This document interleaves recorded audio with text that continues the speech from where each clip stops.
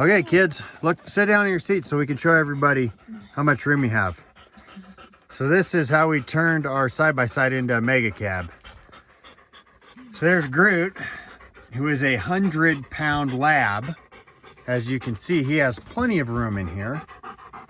And then we have our cooler in the center, which is nice because that cooler is big enough for us to hold about a 18-pack of trail Kool-Aids and enough food for everyone to eat lunch. And then in the back, here, sit down with your legs down, kids. So I got to run car seats because he's, 5 and 3-year-old. Well, those car seats push these kids forward about 4 or 5 inches. Look how far my 3-year-old can stick his feet. And look at my 5-year-old. He's got tons of room. And then obviously the dog. So he's got a pile of room. We took the center seat out in the back and the center seat out in the front. So he has plenty of room to stand up and stretch his legs, and then he can sit down with his head still up, or he can lay down in the back, and he's got tons of room to lay down in the back. I'll show you the other side. So here's my 5-year-old sitting. So before, when he sat like this, there was plastic that came straight down here, and his feet were pretty much hitting that plastic. So I'll get them all out, and then I'll show you what I cut up to get this much room. But it's going from stock to this, it really does feel like a mega cab in there. And even if I take the car seats out and I sit back there, dude, I got a solid 3 inches more room sitting in the back after doing this.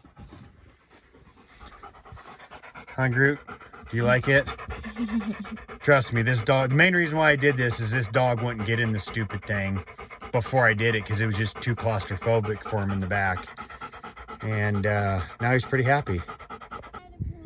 Okay, so here's what I did to the interior so I can get, it gives me about another 1 3/4 of an inch, maybe 2 inches, which is a lot. First thing, remove the front seat. I removed the back seat. There's only 4 of us and a dog, so I don't need any more seats. The kids have their little snack bag that they hang from where the top of the center seat would have latched in. And then what I did here, so there's a big plastic piece that sits right here, and it's tied into your pillars, your door pillars on both sides. You can't really, I shouldn't say you can't remove it. Just looking at it, it looks like it helps to hold all this together. So I didn't want to remove the whole thing because I was worried that this part of the plastic would just flop around. So I basically came in here to where it folds in. You can see there's that little push clip right there. And I just cut it straight up. Then the next thing I did, this bar here goes from the right to the left and ties into the 2 B pillars. So I cut it right here at the passenger seat. I'm not too worried about like losing strength because you got a huge bar down there and you got 2 bars up top here. So I wasn't worried about that. Plus we don't do any like super crazy riding. So I'm really not worried about rolling this thing. So taking one of these bars out did not bother me at all. I did have to leave it in on this side, obviously because the seat ties into it. And then I just added this 1x1 square tubing from the top bar down to the bottom bar. The front seat you don't have to worry about because it slides forward and backwards, so it's all tied together at the bottom. The other thing I did, so since we got a dog, I needed to make the back of this as flat as possible. So I just took this 2-inch styrofoam that you get at, your local Home Depot or Lowe's or whatever. It's pretty cheap stuff. It's easy to cut. And it made it to where it's not perfectly level, but it's pretty close. And then we go and stick 2 blankets in here. And once I put those 2 blankets down for the dog, it's flat And you know, he never complains about it, but in all honesty, he really does look pretty happy. A lot happier than he was before. Before I did all this, he wouldn't even get in here. It was just too claustrophobic for him. He refused to get in here. Now that he can, you know, he can get up, he can stick his head up in the center, he's able to sit down and sit straight up, he's able to lay all the way down, and he's a 100-pound lab. It's not like I got a little Shih Tzu here. Probably the other thing, and you've seen it earlier, the kids' feet would literally hit that plastic. They had almost no room in here. By removing this, they're able to stick their feet all the way up to the seat.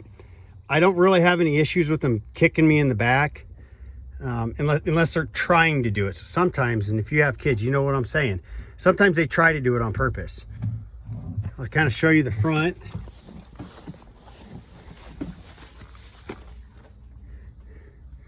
So there's the front. This was a pretty quick and easy process. I don't know, I got probably 2 hours in doing this, and it makes a huge difference.